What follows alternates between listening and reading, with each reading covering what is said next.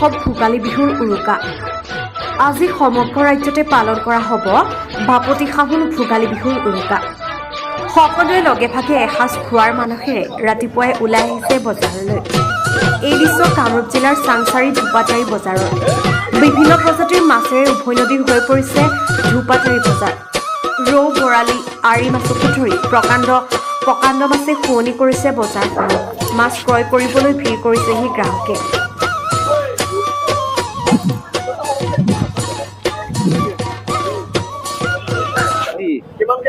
এইবিলাক আছে 600 টকা। বিক্ৰী এনে মোটামুটি ঠিকে আছে বাৰু।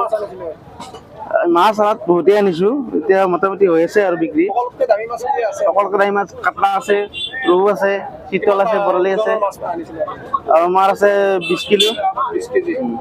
20 কেজি হৈ যাব। ভকুৱা, কাটলা আছে, ৰৌ আছে, আপোনাৰ বৰালি আছে, ডাঙৰ বৰালি। সেয়াই আৰু বেছি হেৰি হোৱা নাই। হাঁহৰ কেৰেছে 1400 আৰু আমাৰ হেৰিটো 600। এবাৰ কম।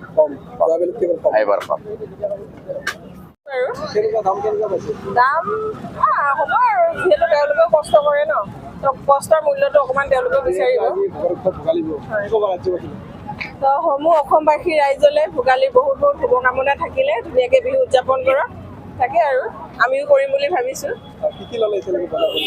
এতিয়া মই মাছে কিনিছোঁ আৰু মানে পিঠা কণা ঘৰতো বনাইছোঁ আৰু কিছুমান বজাৰৰ পৰাও আনিছোঁ, ননা নহয়। Thank you. কথা হ'ল আজি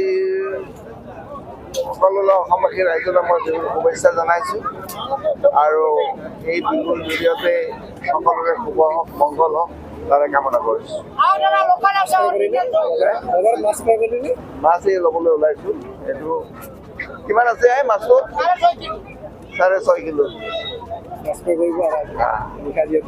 হয়, থেংক ইউ।